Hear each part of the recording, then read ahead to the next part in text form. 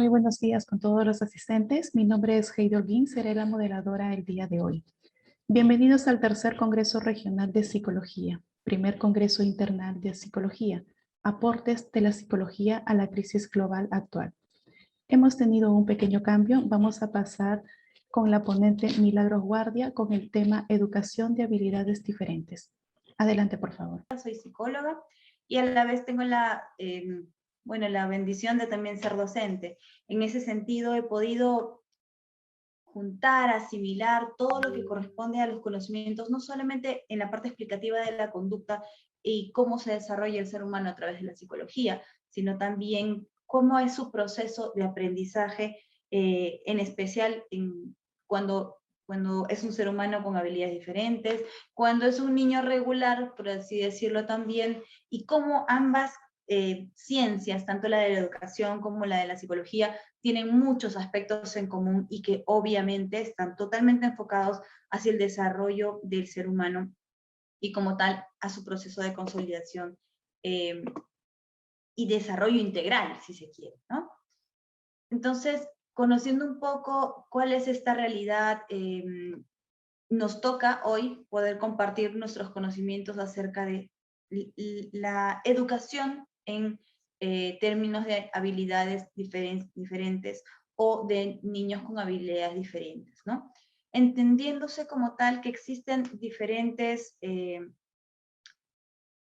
trastornos que van a poderse presentar a nivel neurológico, a nivel cognitivo, a nivel social y el impacto que a su misma vez esto va a tener en los niños.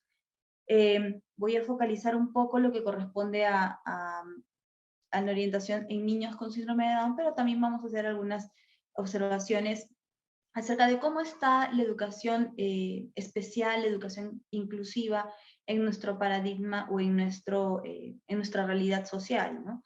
En lo que nos corresponde ver en el día a día como educadoras. En ese sentido, vamos a ver un poco también lo que corresponde a una educación en formación especial, en habilidades diferentes, a nivel del Estado, las opciones, el tipo de trabajo que se maneja, la metodología que se tiene, la orientación que se tiene, los avances que se pueden desarrollar y también lo que corresponde a la parte privada, ¿no? Que es una buena opción cuando se tienen niños con habilidades que son diferentes y no por ende son menos.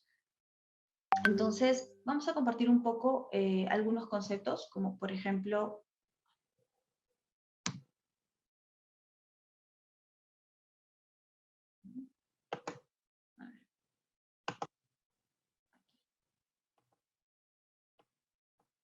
entonces, les decía, compartiendo un poco lo que corresponde al síndrome de Down, que es una de los trastornos que pueden a nivel congénito pasar o desarrollar alguno de nuestros niños en la variación del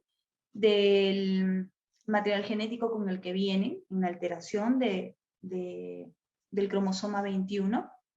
Entonces, tenemos niños con características diferentes y es por eso que cambia a habilidades especiales, habilidades diferentes, porque todo niño, recordemos, tiene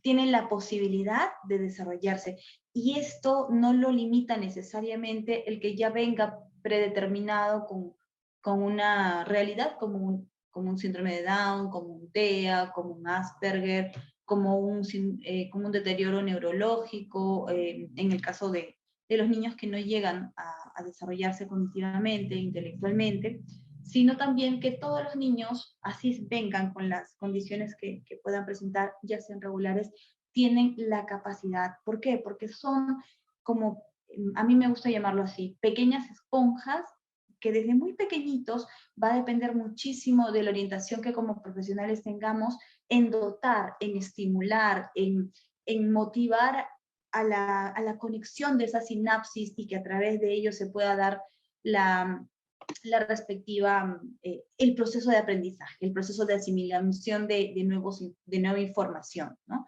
Entonces va a ser sumamente importante desde que llegan al mundo estos niños, en sus diferentes momentos, porque digamos, un Asperger como tal no se conoce hasta después de aproximadamente del año de vida, demora todavía en diagnosticarse, algunos indicadores se presentan bajo la orientación de sospecha. Sin embargo, en el caso del síndrome de Down, sí hay, por el tema fisiológico, un indicador mucho más claro que ya se viene este niño con estas condiciones.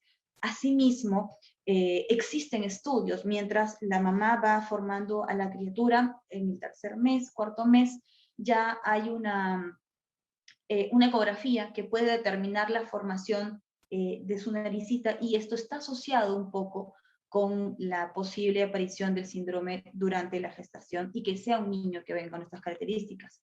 Obviamente, cuando hay estas sospechas, se realizan otro tipo de evaluaciones para poder ver cuáles son las condiciones con las que viene el niño, y esto implica necesariamente trabajar con los papás, ¿no? Porque no es una realidad que todos podamos adaptarnos, todos lo podemos llevar de una manera bastante optimista. Las realidades en las que vienen los niños son muy diferentes entre sí. Hay algunos que tienen la posibilidad de llegar en casas de un nivel socioeconómico bueno, considerable, pero también hay niños con síndrome y con otros trastornos que llegan a hogares de personas muy humildes, de personas que no tienen ni los recursos ni económicos, ni psicológicos, ni emocionales, ni morales, para poder llevar consigo la responsabilidad de criar y de formar a un niño con habilidades diferentes, ¿no? Entonces, se necesita mucho, al momento de ir detectando algunas señales de presencias de esos trastornos, trabajar con la familia. Trabajar con la familia el antes, el durante, el después, porque el camino que se va a delimitar hacia el futuro es bastante largo. Es consolidar de a pocos a un ser humano, es brindarle todas las oportunidades que otros niños de forma regular lo pueden tener sin, tal vez, no tanto esfuerzo, ¿no? Porque todos los niños son diferentes. Incluso siendo prematuros, los ritmos de aprendizaje también son diferentes. Incluso dentro de nuestra misma familia, quienes pueden tener 2, 3 o 4 hijos, sus ritmos de aprendizaje entre hermanos también son diferentes. Nuestros niños no van a ser iguales por más que vienen de los mismos papás. Entonces, eso es algo que también nos corresponde trabajar con la familia. Pues entonces, ¿a qué llevó todo este preámbulo, ¿no? A que trabajar con niños con habilidades diferentes refiere a los profesionales, exige a los profesionales consolidar un equipo multidisciplinario, de forma que no solamente intervengan maestras de educación especial, que tienen que tener toda una formación, que tienen que tener un soporte psicológico, porque como tal hay un desgaste también emocional, ¿no? Que tienen que tener una formación adecuada, como decía hace un momento, y también hay especialistas, psicólogos conductuales, terapistas de rehabilitación, terapia de lenguaje, y todo lo que corresponde a la parte organizativa de esta institución, ¿no? Por ejemplo, hay una plana administrativa y todos van enfocados hacia el mismo objetivo, que es poder ayudar a estos niños en sus diferentes habilidades, en el diferente potencial que pueden tener a poder alcanzar los mayores logros posibles. Y esto nos toca entonces tomarlo como tal, tomarlo como un desafío, tomarlo como un reto, porque hay mucho, mucho por hacer, y, y tenemos de cierta manera la posibilidad como profesionales de estar constantemente actualizándonos, revisando información, preparándonos, porque siempre va a haber la necesidad de formar a nuestros niños, ¿no? Entonces, para poder entender un poco estas diferencias que ocurren entre la formación desde lo que es el vientre materno, para con los niños con necesidades diferentes, eh, frente a los niños que tienen una formación de forma regular, ¿no? Tenemos que hay ciertas variaciones asociadas directamente a su estado de salud. Estos van desde afecciones cardíacas, desde defectos a nivel intestinal, problemas en la visión, en lo que corresponde a la audición, en lo que son infecciones, porque van a ser niños que tienden por ahí a tener sus niveles de defensas inmunológicas un tanto más debilitadas, ¿no? Hay temas de la tiroides y también el tema de la parte cognitiva en lo que corresponde a memoria. Entonces, sí son niños frágiles en cuanto a su estado físico. No obstante, nos corresponde a nosotros como profesionales poder sostener a la familia, ¿no?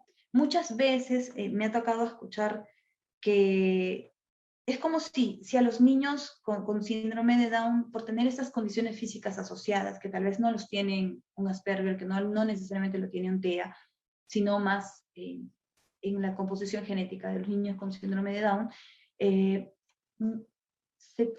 no se les tienden a dar las oportunidades, no se tiende a invertir esfuerzos, a invertir ganas, a invertir la lucha, ¿no? ¿Por qué? Porque de cierta manera vienen con estas dificultades fisiológicas y esto hace que muchas veces entre padres mismos se escuche el, bueno, pero tal vez no tienes por qué hacer tanto, ¿no? Si no sabes en qué momento se te va a ir, ¿no?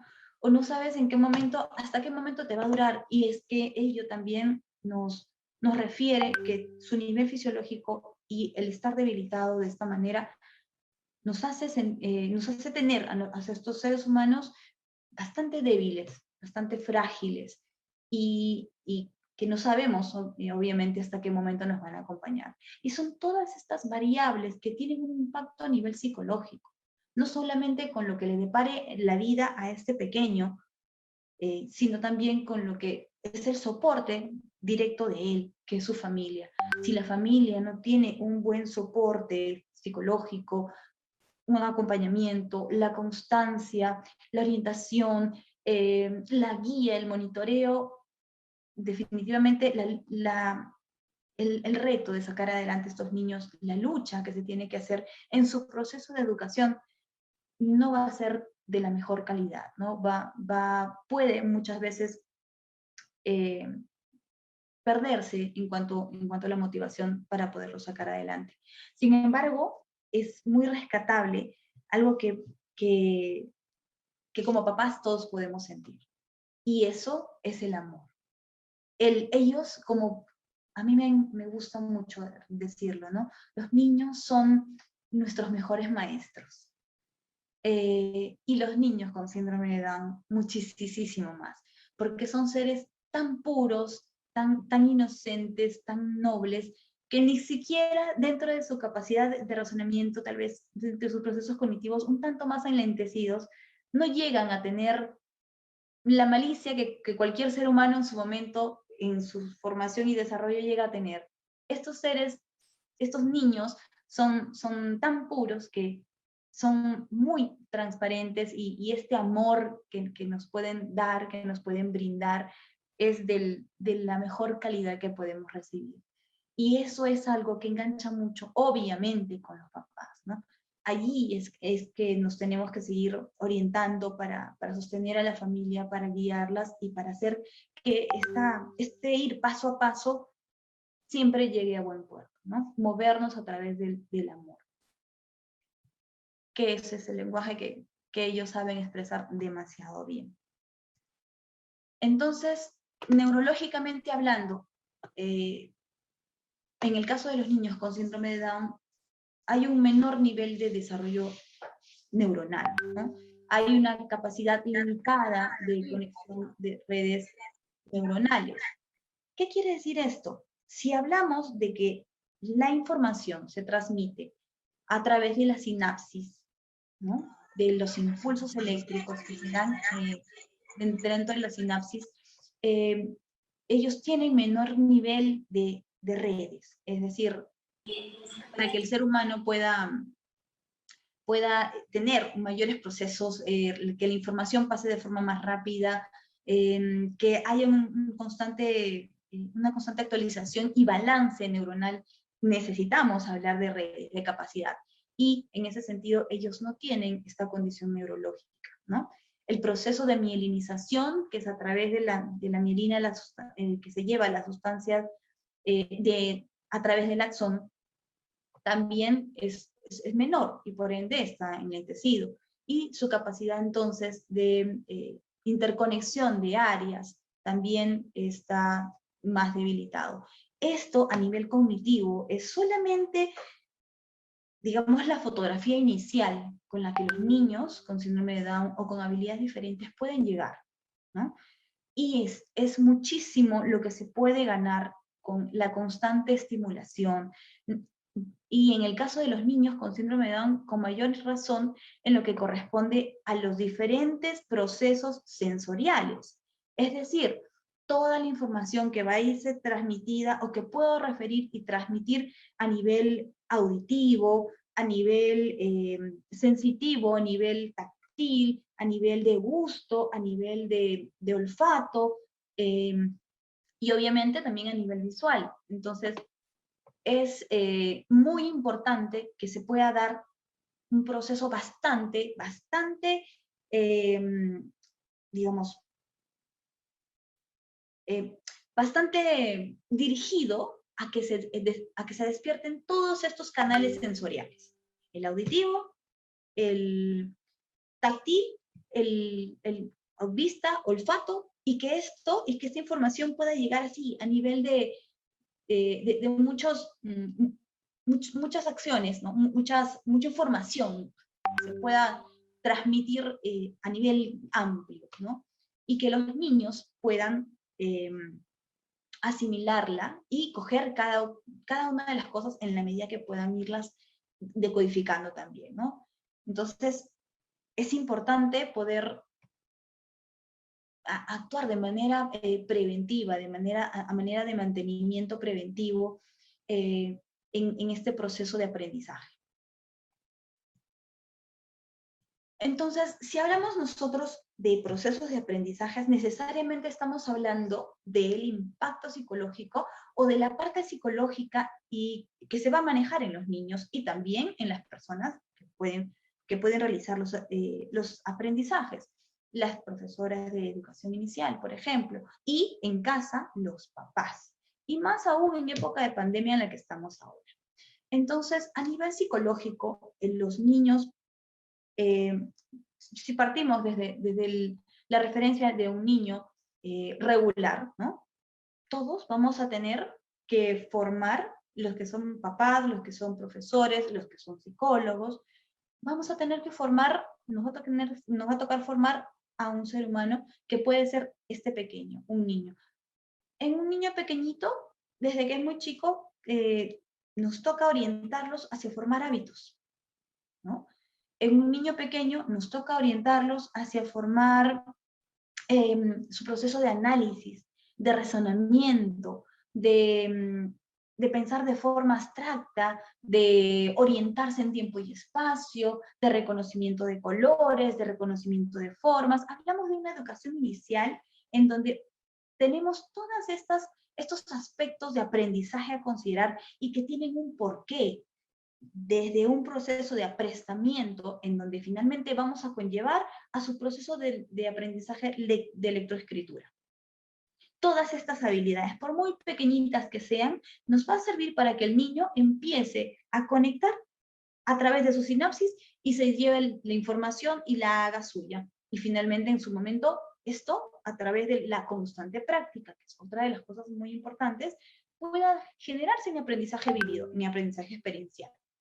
Y a su vez, nos toca modelar la conducta. Ningún niño viene necesariamente con la disposición hacia el aprendizaje. Todos, desde que son pequeñitos, desde los 2 años, tienen esta vivencia innata dirigida al juego, no a sentarse a aprender. Por ende, nuestra forma en la que vamos a poder llegar hacia ellos definitivamente va a ser a través del juego. Esa va a ser nuestra conexión, nuestra forma de llegar a los niños, a través del juego vamos a conseguir muchas cosas. Entonces, a través del juego podemos modelar, podemos hacer role-playing, podemos delinear, podemos formar conductas, reforzar conductas positivas, disminuir conductas no deseadas, ¿no? Podemos, a través del aprendizaje social con otros niños, referir la interacción, ¿no? A través de la interacción que hoy no estamos pudiendo dar como lo hacíamos antes, también se desarrollaban muchos aspectos a nivel del aprendizaje social. Y es justamente a través de esto que María Montessori basa su formación de niños, ¿no? María Montessori como doctora, que era como médico, se enfrenta a la realidad de encontrar a niños que de un momento a otro, por la guerra que hubo, se quedaron sin papás. Y la pregunta fue, ¿y ahora cómo hacemos con estos niños, con estas vidas que se tienen que formar?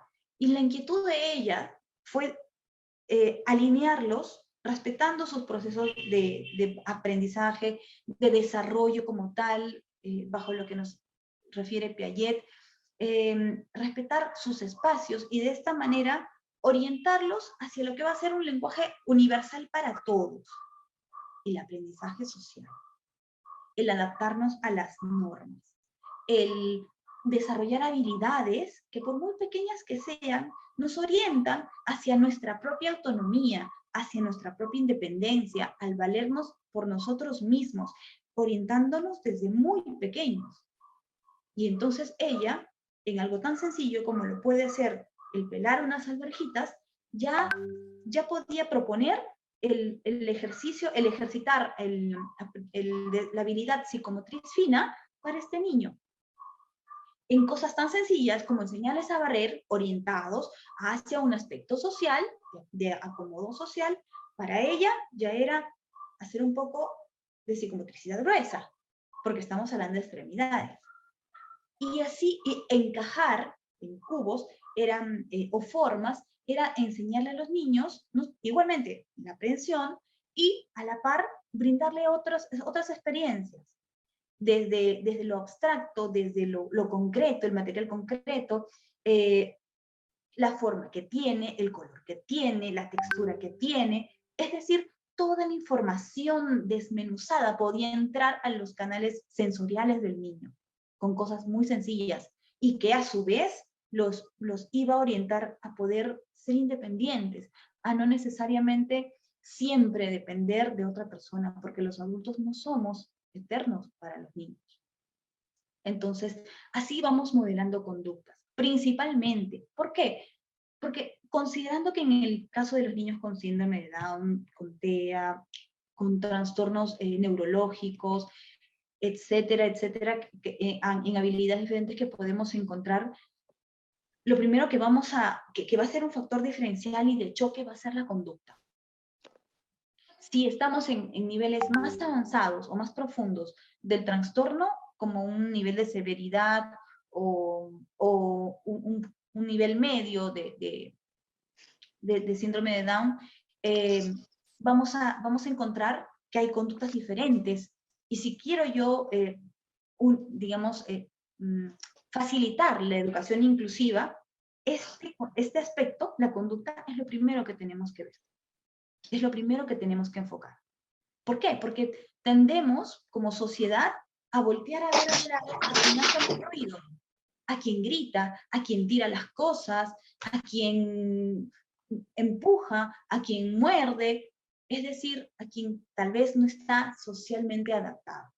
Entonces, esto hace una pequeña diferenciación, esto hace una discriminación ante una persona que actúa de forma diferente bajo otros códigos. ¿Por qué? Porque está en un proceso de controlar sus impulsos. Y como tal, entonces, la conducta es una de las cosas más importantes que tenemos que tener en cuenta. Asimismo, ayudarle en su proceso de toma de decisiones, en sus procesos creativos, en su iniciativa. El ponerle material que no necesariamente, que sea material que, por ejemplo, una hoja en blanco, un papelote en blanco, porque a los niños que tienen estas digamos, dificultades en su proceso de aprendizaje, necesitamos ponerle los patrones más grandes. No podemos limitarlos al espacio de una hoja 4. Si en el caso de nuestros niños regulares empezamos por formatos mucho más grandes como un A3, ¿no? Esto es para que tengan la tendencia a expresar libremente, a, digamos, sentirse libres en la expresión de lo que deseen hacer. Unas témperas, unos colores, unas crayolas, hablando, claro, que ya sean niños que van de a poquitos teniendo la fuerza en sus manitos, porque conociendo también que en el caso de los niños con síndrome de Down vienen con una tonicidad bastante baja, bastante leve, laxos, necesitan reforzar estos músculos que tienen internamente para poder generar la presión necesaria y coger un lápiz, y coger un pincel, y coger los materiales que vayan a necesitar. Y por ende, esto es un proceso. Por favor, que va participantes, cierren sus micrófonos. Pero que se necesita la rehabilitación física para poder orientarlos hacia... Manuel, por favor, apaga el micrófono de todos los participantes. Que poco a poco se va a ir dando. También vamos a necesitar orientarlos hacia el proceso abstracto, en su capacidad de análisis y síntesis, hacia el cálculo, hacia sus funciones motoras, psicomotricidad fina y gruesa, hacia la atención y concentración, y también a la orientación temporal espacial. Hablábamos hace unos minutos, no sé si podrían, por favor, verificar que todos sus micros estén apagados. ¿Sí? Gracias. Hablábamos hace unos minutos de lo que corresponde a la educación inclusiva. El poder generar un espacio de conciliación a nivel sociedad para que los niños que vienen, con los que se trabaja muy arduamente en formar hábitos sociales, en formar habilidades sociales, en hacerlos lo más autónomos posibles, que puedan valerse por sí mismos. Así respondo yo. A ver, por favor, ¿podrían apoyarme con mantener sus micrófonos en silencio, por favor?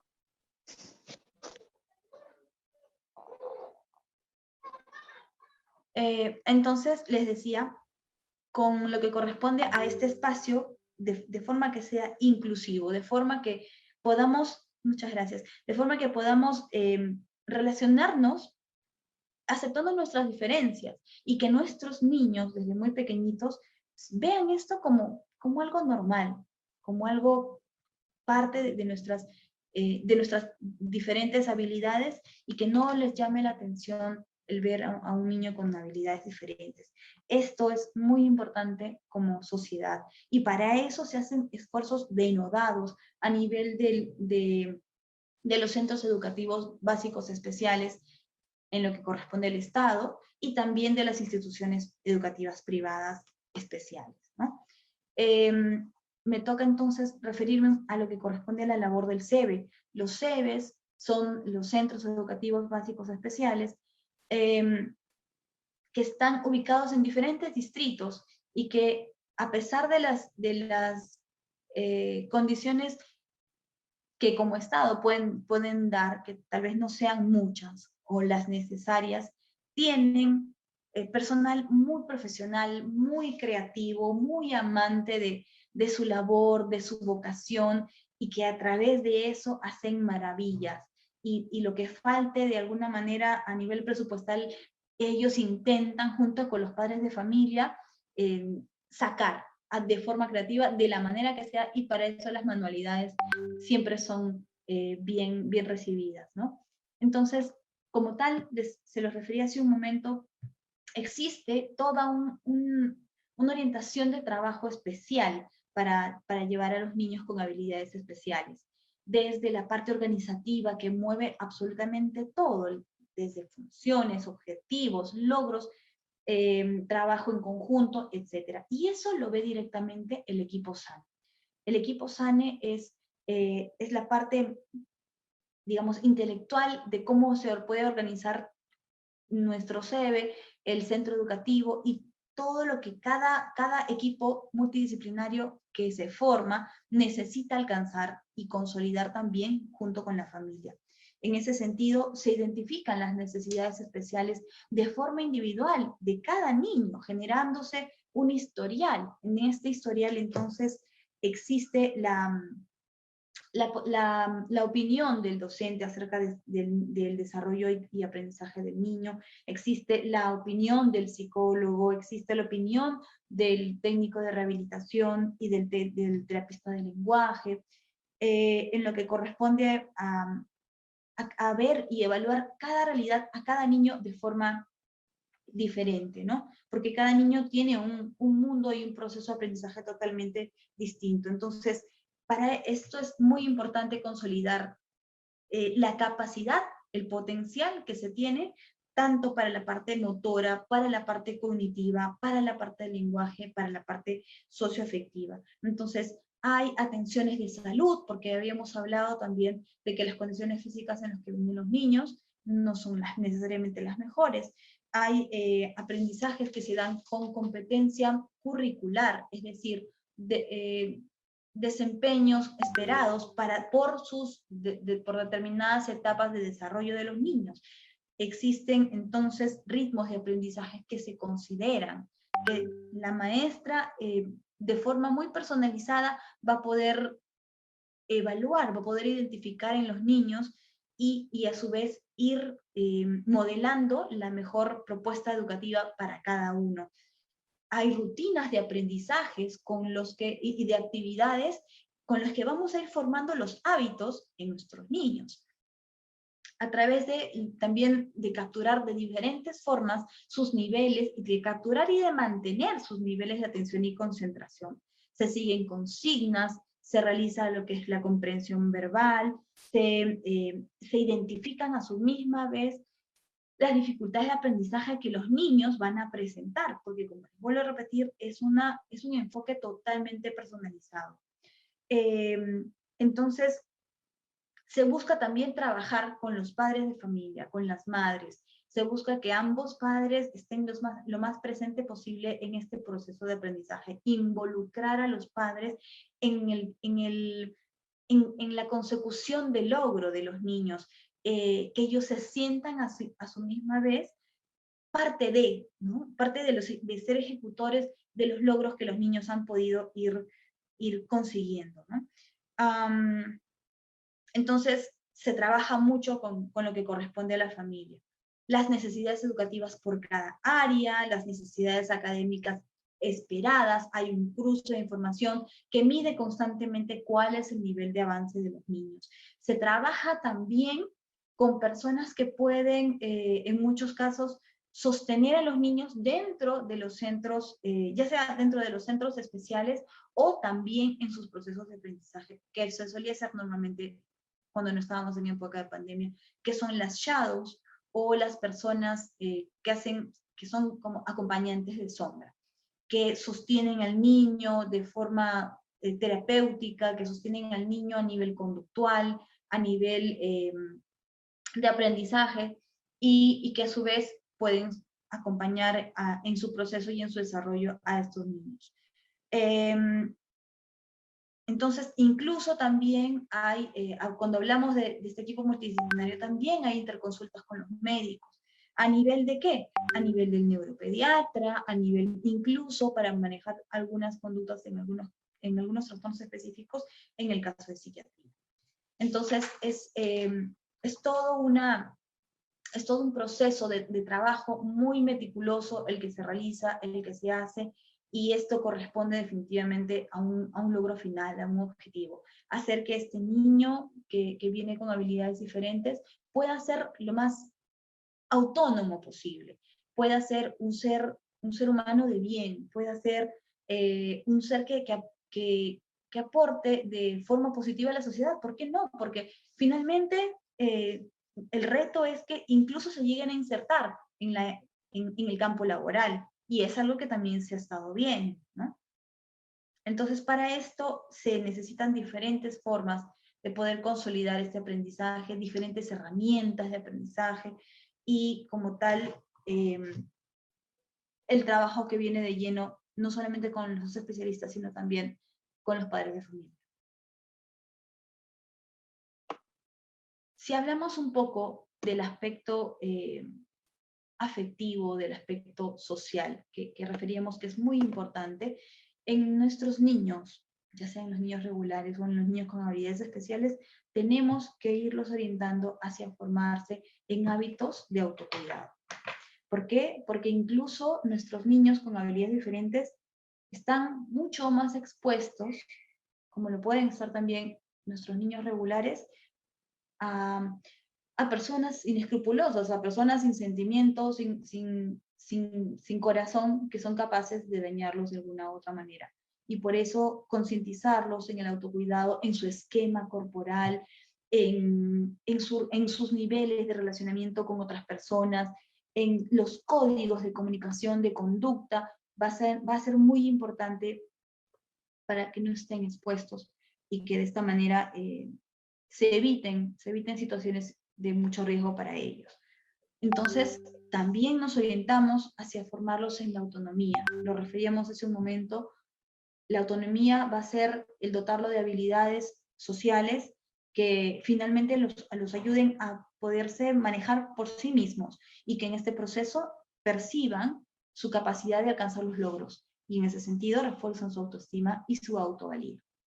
El sentido de la responsabilidad es importante también enseñarles a través de cosas muy sencillas, hacerlos partícipes de las labores en casa, de enseñarle que cada cosa tiene su lugar, desde nuestros juguetes, desde los juguetes de ellos, desde las cosas que pueden tener en nuestro hogar, los hábitos y conductas que podemos hacer en casa. Es decir, cada uno de los miembros de la familia tiene un rol, y como tal, tal vez hay una persona que se puede encargar de lavar la ropa, de cocinar, de ordenar la comida, y poderlos ir involucrando en estos procesos que son tan sencillos, en donde les vamos a decir, por favor, José, ayúdame a poner la mesa, ayúdame a llevar este plato, ayúdame a llevar este individual. Y en esas cosas que son tan chiquititas, el niño va percibiendo que puede hacerlo. ¿Por qué? Porque después de ese logro, después de que puedo realizar lo que yo le indiqué y que se logró el objetivo, voy a reforzar. Está el adulto que va a reforzar de manera positiva. Muy bien, muchas gracias, me has ayudado muchísimo. Estoy muy contenta, mamá, está muy contenta. Y justamente, o sea, los vamos involucrando en esta formación, en colaboración, en respeto, en comprometerse con cosas tan sencillas en casa, pero que son muy importantes también. Y a su vez, cuando hablamos de temas de motivación, inevitablemente tocamos la parte afectiva. ¿Por qué? Porque estamos tocando emociones. En ese sentido, las emociones nosotros tenemos también que orientar a nuestros niños hacia un proceso de aprendizaje, hacia psicoeducar en emociones, haciéndolos más conscientes, presentándoles las diferentes emociones que podemos experimentar, que podemos sentir, asociándolo con situaciones, asociándolo con figuras, asociándolo con rostros, con caras, y asociándolo con nuestras emociones, es decir, qué es lo que sentimos internamente, visceralmente, dentro de nuestro ser, cómo se siente el estar molesto, cómo se siente el estar feliz, cómo se siente el estar triste, cómo se siente el estar preocupado, cómo se siente el estar asustado, y a su vez indicarles, enseñarles, orientarlos a que las emociones no están clasificadas en buena ni mala, sino que ambas, a pesar de que se sienten diferentes, son funcionales. Me sirve la tristeza para evaluar lo que hice tal vez, lo que yo me puedo poner triste porque le mordí a un niño, le mordí a un amigo. Me puedo poner triste porque Mi mamá se puso triste porque no la obedecí. Me puedo molestar cuando alguien vino y me empujó. Me puedo poner feliz cuando mi mamá vino y me dio un abrazo. Asociarlo con situaciones, asociarlo con emociones y explicarles de a poco, muy, muy paulatinamente, que cada emoción tiene un porqué y que no podemos identificarlos como, no, está mal que te pongas triste, está mal que llores, está mal que reniegues. Cada emoción, cada sentimiento tiene un porqué. Y este porqué definitivamente nos refiere a su funcionalidad. Voy a aprender algo y en eso consiste su funcionalidad. ¿Qué hay detrás de esa tristeza? ¿Qué pudo cambiar? ¿Qué pudo variar? ¿Qué pudo instalarse? ¿Qué pudo darse después de que yo me sentí así? ¿A qué conclusión llego? ¿Voy a volver a repetir la conducta que hice y que me llevó a sentirme triste? Entonces, estos son los procesos en los que nosotros vamos a podernos orientar y a poder orientar también a los niños en lo que principalmente es la psicoeducación, porque psicoeducación es hablar también acerca del control de las emociones, del control del impacto de las emociones, de manera que no, o sea, siendo conscientes que nos podemos bloquear, que las emociones bloquean y las emociones activan nuestros pensamientos irracionales y nuestros pensamientos irracionales bloquean nuestras conductas, nuestras acciones y a su vez despliegan todo el funcionamiento fisiológico interno a nivel neurovegetativo.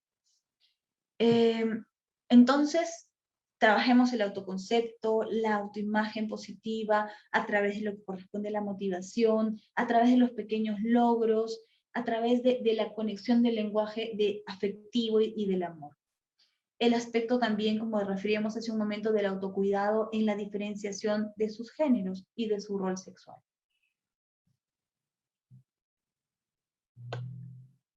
Asimismo,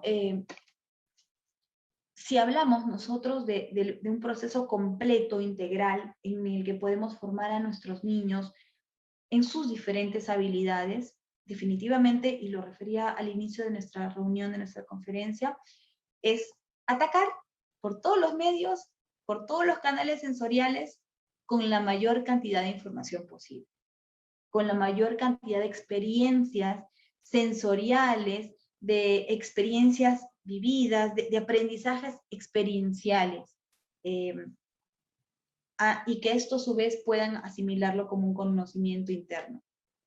En ese sentido, tenemos diferentes medios para poder trabajar el aspecto visual, de las capacidades visuales.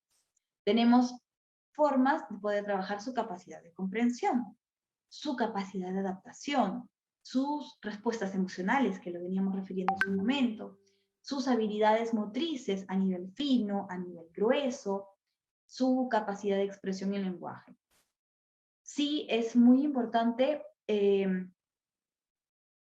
poder tomar conciencia de que cuando nos toca educar, nos toca formar a niños con habilidades diferentes, no podemos esperar que el proceso de aprendizaje sea rápido. Y más aún, vamos a poder valorar, vamos a poder conocer, entender que cada cosa muy pequeñita que se pueda presentar ya es un gran paso. Y de esto nos tenemos que seguir cogiendo para seguir avanzando, porque esa habilidad, ese pequeño logro, constantemente en un refuerzo, en una práctica, se va a instalar en una huella anémica, en un aprendizaje, se va a poder introyectar ese aprendizaje. Antes que nada, nos disculpamos por la ausencia del primer ponente. Tuvimos una emergencia y colocamos otra ponencia de emergencia, ¿sí?